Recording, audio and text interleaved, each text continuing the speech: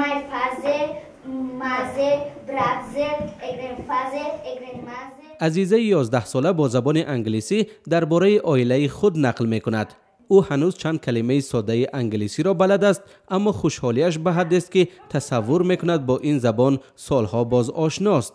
این خوشحالی هم سبب دارد. بعد سالهای زیاد انتظاری به مکتب آنها، مکتب در دهه عادلی در ایرامید، معلم زبان انگلیسی آمد و یک سال باز 500 خواننده با شوق و با نقشه های بزرگ درس می خوانند. من اولین سال آمدگیم فن زبان انگلیسی در خیلی شوق‌آور بود.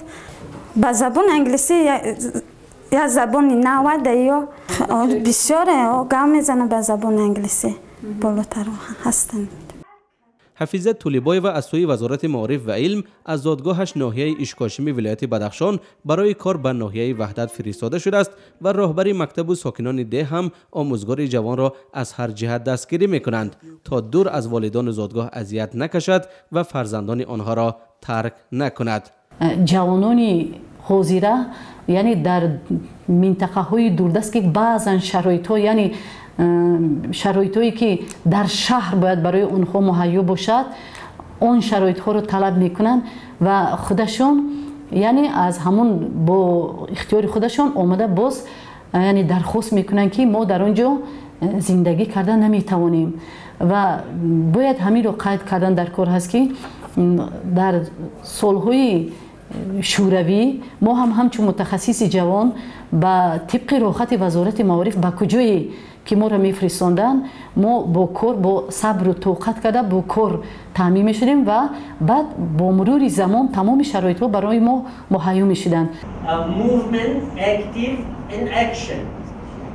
همساله دانشگاه های تاجیکستان را بیش از 1000 نفر با اختصاص آموزگار زبان انگلیسی ختم میکنند. اما اکثر این متخصصان به کار در سازمان و شرکت های بین المللی و خصوصی ترجیح میدهند تا به مکتب های دهاتی دوردست. در ضمن دانندگان زبان انگلیسی در تاجیکستان از کمترین افراد هستند که در بازار مهنت طلبات زیاد و امکان انتخابی وسیع جای کار در داخل خارج کشور را دارند. و این هم یک عامل اصلی است که شروع از کودکان روستاهای دوردست تاجیکستان تا جوانان شهرنشین همه تلاش و آرزوی آموختن زبان شکسپیر را دارند. زبان انگلیسی به من یک شانس را به من داد که من حاضر میتوانم خودم را مستقل گویم و از پدر و مادرم یعنی که وابسته ندارم. هم تحصیل میکنم و هم به پدر و مادرم میتوانم کمک کنم. یک پژوهش پروانه جمشیدوف پروفسور و رئیس انجمن آموزگاران زبان انگلیسی معین کرده است که تنها در پایتخت تاجیکستان 45% اهالی میل و تلاش از خود کردن زبان انگلیسی را دارند. در حدود 18% تا 20% مردم خواهش آموختن زبان انگلیسی هستند. شوق و ذوق خوانندگان هم نسبت به آموزش زبان انگلیسی زیادتر شده است. به گفته پروانه جمشیدوف از 9000 نفری که دوام 10 سال اخیر مرکز آموزشی آنها را ختم کردند، 80% در زندگی موقع و جای خود را پیدا کرده و موفق شدند. در ضمن در تاجیکستان در مجموع 45 مرکز آموزشی زبان انگلیسی فعالیت دارند. MBA یکی از مرکزهای معروف زبان آموزی میان جوانان است.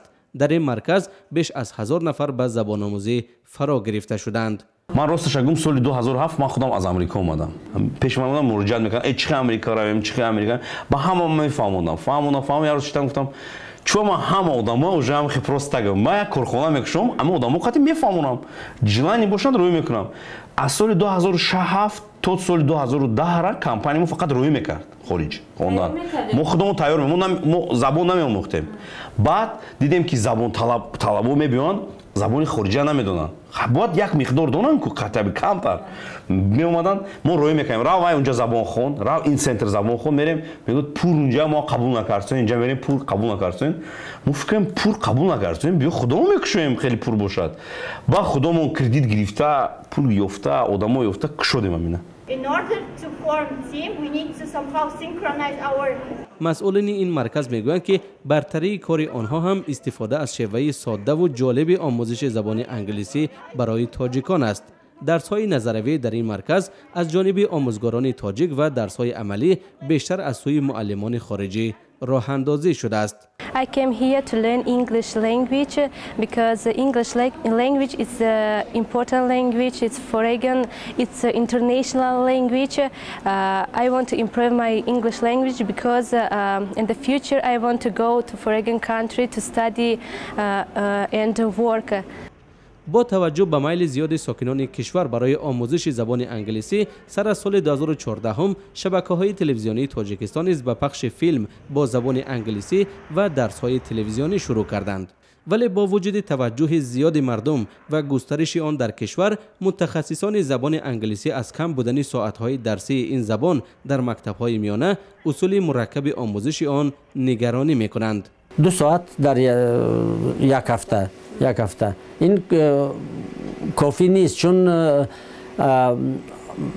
اگر البته 4 ساعت هفته میشد بهتر بود، ولی چارچوبه همون جدول آموزش درسی که در یک هفته فرض کنیم 27 ساعت تا 35 ساعت قبول شده است، از اون چارچوبه برآمدن ممکن نیست و میدانید که اگر 1 ساعت ما علاوه کنیم، این در 1 سال در حدود قریب 1.5 میلیون دلار باید داشته باشد وزارت معارف.